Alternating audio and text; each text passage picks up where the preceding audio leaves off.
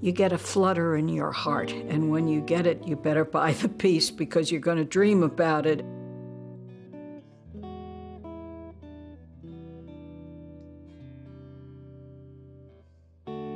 Fleur Bresler is a noted collector of turned wood in particular, and she was also a noted collector of American quilts for a while. She works in the Renwick Gallery as a docent, that is a volunteer tour guide.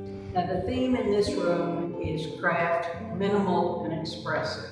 The exhibition comprises 66 objects of turned and carved wood, which were acquired through the generosity of Charles and Fleur Bresler. To have the exhibition, I think, is to give more validity and as much validity to the field as I possibly can. So as a maker, to have the work placed in an important collection and then in context with the other pieces that you've done is real important and gratifying. I would say that David Ellsworth I would describe as a purist. I live in northern Bucks County in Pennsylvania. I am in a classic eastern woodland forest with 20 acres of trees. Many of the pieces that I do come from wood right off my property. So when I begin with a half log, I'm trimming it out with a chainsaw just to give me a rough blank that I can then take to the lathe, which I would then on the lathe shape out, trim it out, rough it down to a basic form of a bowl, then attach it to the lathe, then refine the exterior shape, and then go down and work on the interior. I draw with the gouge as I'm working, and I let my movements of that particular day and my vicarious instincts at that particular time meld with the material as I'm developing it on the sheet. It's very spontaneous. It's quite exciting, and I obviously don't know what I'm going to come up with each time. The last stage is to turn it backwards, shape the foot, and then I have my fundamental shell. From that point, I let it dry out, would sand it up, put a coat of finish on it, or 2 or 3 or 4, and send it to a charity auction somewhere.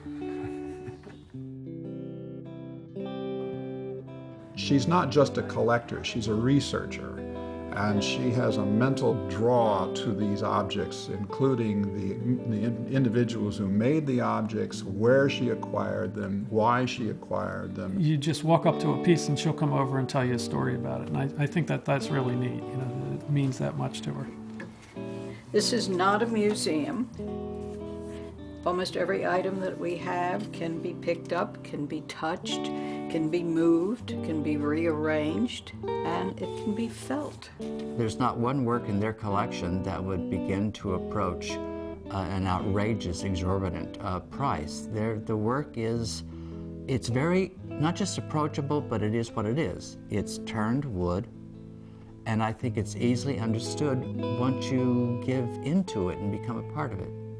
I've run out of space. My husband said he feels that we're living in a museum and that I really ought to cease and desist, and so what I do is I buy very small pieces. And it takes him a while to find them.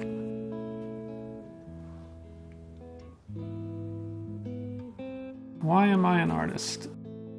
I don't know what else I'd be, to tell you the truth. I try to do as much design work as I can on the lathe. Mark teaches at Bucks Community College, and though he creates work himself, he also is training another generation of artists, and I do now have 2 pieces of one of his students. First time I saw a piece of wood art was at the Renwick. It was the Edward Jacobson collection, and I went upstairs and I was smitten. I had never seen wood in that color. I had never seen all the different patterns, and if the guard hadn't been there, I probably would have taken the tops off the cases and picked the pieces up. what we're actually saying is that a work of art has touched a human being to the point where it has moved that human being to move and become a collector, to want to foster that field, to become a part of it. And that's a beautiful thing to behold.